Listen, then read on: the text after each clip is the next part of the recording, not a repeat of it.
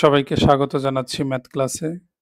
Basic ক্লিয়ারের জন্য যে চ্যাপ্টারটা খুবই প্রয়োজন সেটা হলো সূচক। আমরা ধারাবাহিকভাবে সূচকের উপরে আজকে পার্ট 1 ক্লাস নিব, নেক্সট পার্ট 2 এভাবে চলবে। প্রত্যেকটা চ্যাপ্টারের কনসেপ্ট ক্লিয়ার করার জন্য এই ক্লাসগুলো খুবই কাজে লাগবে। তো আপনার যদি একটু ভালো লেগে থাকে কাইন্ডলি শেয়ার করে দিবেন। প্রশ্নগুলো খুবই ইম্পর্ট্যান্ট। একজন দুর্বল স্টুডেন্টের যেসব জায়গায় প্রবলেম হয় আমি সেখানে হিট করার চেষ্টা করব। তো প্রথম যে প্রশ্ন আমরা দেখতে পাচ্ছি, কি আছে 16 এর পাওয়ার আছে -2/3, তার পাওয়ার আছে -3/2, তার পাওয়ার আছে 1/4। তো এই প্রশ্নটা সলভ করার ক্ষেত্রে আমরা যেটা মনে রাখবো সেটা হলো, কখনো যদি এমন হয় যে পাওয়ারের উপরে পাওয়ার আছে, পাওয়ার বেশিও থাকতে পারে কমও থাকতে পারে, এরকম যদি পাওয়ারের উপরে পাওয়ার থাকে আমরা জাস্ট পাওয়ারগুলোকে গুণ করে দিব, তাহলে x এর পাওয়ার হবে m ইন্টু n। কখনো যদি পাওয়ারের উপরে পাওয়ার থাকে আমরা জাস্ট পাওয়ারগুলোকে গুণ করে দিব। তো এই ফর্মুলাটা আমরা মনে রাখবো এবং এই ফর্মুলা দিয়ে আমরা শত শত প্রশ্ন সলভ করতে পারবো। তাহলে এখানে আমরা কি করতে পারি, মূল সংখ্যাটা আছে 16, আমরা কিন্তু 16কে ইজিলি লিখতে পারি 2 এর পাওয়ার 4। তাহলে আমি 16কে লিখলাম 2 এর পাওয়ার 4। এখন এই যে পাওয়ার আরেকটা চলে আসছে, আর এদিকে অলরেডি 3টা পাওয়ার ছিল, একটা পাওয়ার অতিরিক্ত চলে আসছে 2 এর পাওয়ার 4। তাহলে এই 4 এর সাথে ওই 3টা পাওয়ারকে আমরা গুণ করে দিব। কেন গুণ করে দিব? কারণ আমরা জানি পাওয়ারের উপরে পাওয়ার থাকলে গুণ হয়। এই যে আমরা গুণ করে দিলাম। আশা করি ক্লিয়ার। এখন জাস্ট আমরা একটু কাটাকাটি করি। এই যে এই 3 কাটা যায়, এই 2 কাটা যায়, এই 4 কাটা যায়। তাহলে 2 এর পাওয়ার কি থাকে? এখানে থাকে একটা মাইনাস, এখানে থাকে একটা মাইনাস, আর এখানে 1 থাকে। তো মাইনাসের সাথে মাইনাস যদি গুণ করি তাহলে হবে প্লাস, আর এখানে একটা 1 থাকে। ওকে, 2 এর পাওয়ার 1 মানে 2। কারণ যে কোনো সংখ্যার পাওয়ারে যদি 1 থাকে, যেমন x এর পাওয়ারে যদি কখনো 1 থাকে এটা মানেই হলো x। যে কোনো সংখ্যার পাওয়ারে যদি 1 থাকে তার মানে ওই সংখ্যাটাই লিখলে চলবে। তো 2 এর পাওয়ার 1 মানেই হলো 2। তাহলে এই প্রশ্নের অ্যান্সার হবে অপশন বি নাম্বারটা। তো এরকম পাওয়ারের উপরে পাওয়ার থাকলে যে গুণ করব সেই ভিন্ন ভিন্ন হতে পারে, কিন্তু মূল কনসেপ্ট হলো যে জাস্ট আমরা পাওয়ারগুলোকে গুণ করে দিব। এভাবে আমরা শত শত প্রশ্ন সলভ করতে পারবো। আমরা পরের প্রশ্নটা দেখি এবার।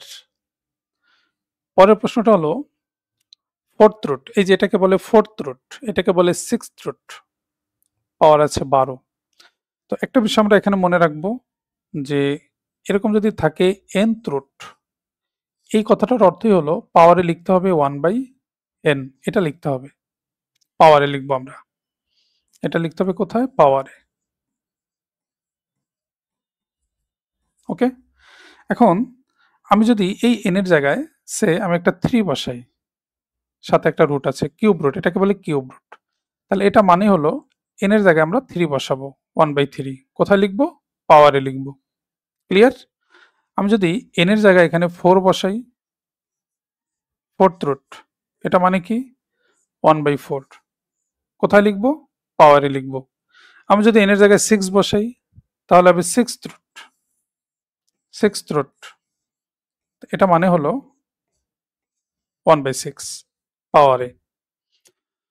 তো আমরা সেই কাজটি এখন করব, সেটা হলো 3, এই যে ফোর্থ রুট মানে আমরা লিখতে পারি 3 পাওয়ার 1/4, ইজিলি আমরা লিখতে পারি ওই অনুযায়ী, ইন্টু 4 এর পাওয়ার সিক্সথ রুট মানে 1/6, তার পাওয়ারে কি আছে?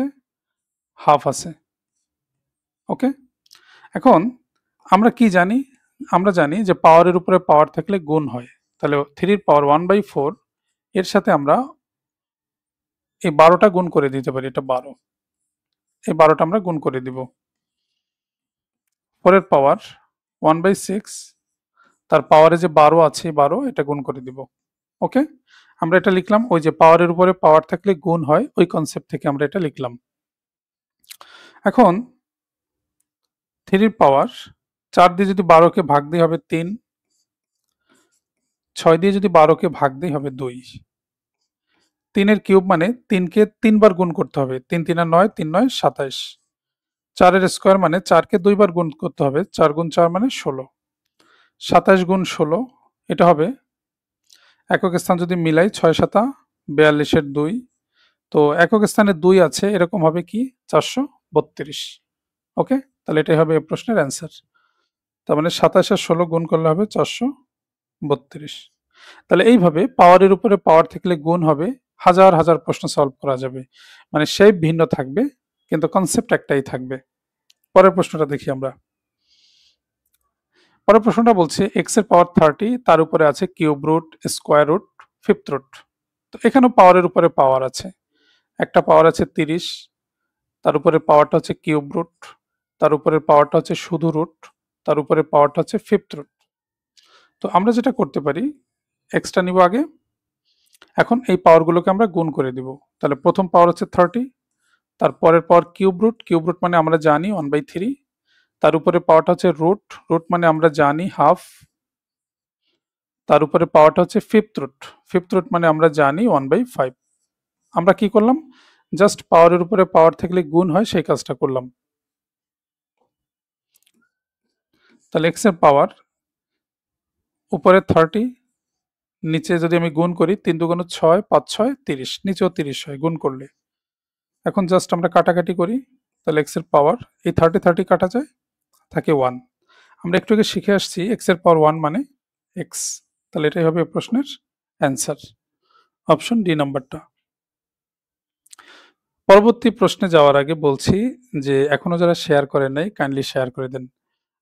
আপনাদের প্রত্যেকটা শেয়ার, লাইক, কমেন্ট আমাকে ইন্সপায়ার করবে পরবর্তী ভিডিও দেওয়ার জন্য, তো শেয়ার করার জন্য রিকোয়েস্ট করছি, কারণ অন্যরা দেখার সুযোগ পাবে তাহলে।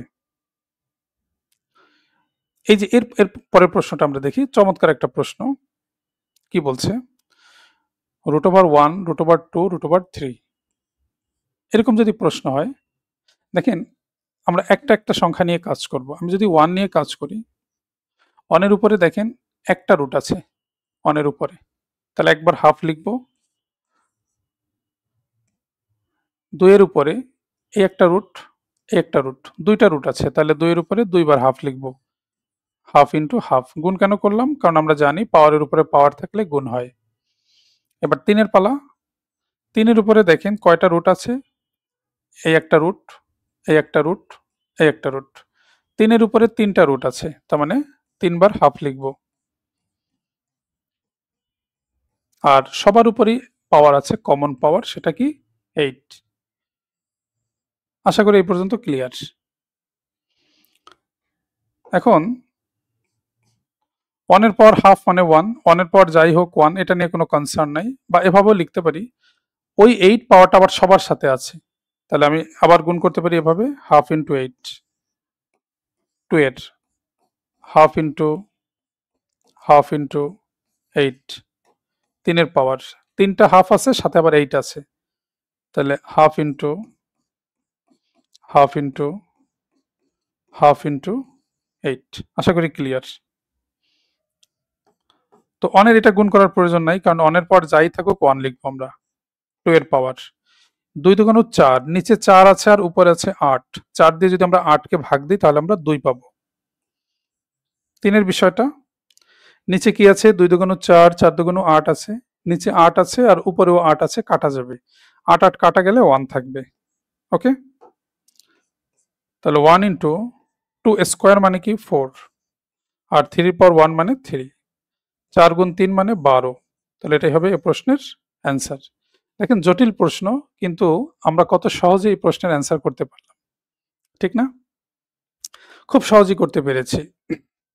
পরের প্রশ্ন দেখি আমরা। পরের প্রশ্ন বলছে √5 ইন্টু √5 ইন্টু √5। তো আমরা দেখতে পাচ্ছি যে প্রথম যে 5টা, এই 5 এর উপরে একটা রুট আছে, তাহলে এই 5টা নিয়ে আমরা কাজ করি, একবার হাফ লিখব। ওকে, তারপরের যে 5টা এর উপরে দুইটা রুট আছে, তাহলে এর পরের 5 এর জন্য আমরা লিখব হাফ ইন্টু হাফ। ওকে, তারপরের যে 5 তার উপর আমরা দেখতে পাচ্ছি 3টা রুট আছে, একটা, দুইটা, 3টা, তাহলে আমরা লিখব 5 power half into half into half. আশা করি ক্লিয়ার। তাহলে 5 এর পাওয়ার হাফ, 5 এর পাওয়ার হাফ, হাফ গুণ করলে হবে 1/4, 1/2 গুণ করলে হবে 8। আশা করি এই পর্যন্ত ওকে। এখন আমরা একটা রুল জানি যে ভিত্তি যদি সেম থাকে, এরকম ভিত্তি যদি সেম থাকে, তাহলে আমরা এখান থেকে একটা ভিত্তি লিখব, আর মাঝখানে যেহেতু গুণ, জাস্ট পাওয়ার দুটাকে আমরা যোগ করে দিব। এই রুলটা আমরা কাজে লাগাবো এখানে। ভিত্তি সেম, মাঝখানে যেহেতু গুণ আছে, আমরা পাওয়ারগুলোকে যোগ করে দিব। তাহলে এখান থেকে আমরা একটা 5 নিব, আর এই যে পাওয়ারগুলো আছে সব যোগ করে দিব। তাহলে হাফ প্লাস 1/4 প্লাস 1/8। তাহলে একটা 5 নিই। 2, 4, 8 এর লসাগু কত? 8। 2 দিয়ে যদি 8 কে ভাগ দিই হবে 4, 4 দিয়ে যদি 8 কে ভাগ দিই হবে 2, 8 দিয়ে 8 কে ভাগ দিলে হবে 1। তাহলে কি হবে? 5 এর পাওয়ার 4 আর 2 6 আর 1 7, আর নিচে কত? 8। তাহলে 5 এর পাওয়ার 7/8। এটাই হবে এই প্রশ্নের অ্যান্সার। আসলে বেসিক ক্লিয়ারের জন্য আপনাকে এভাবে বুঝে বুঝে ম্যাথ করতে হবে, তাহলে আপনার বেসিকটা ক্লিয়ার হবে।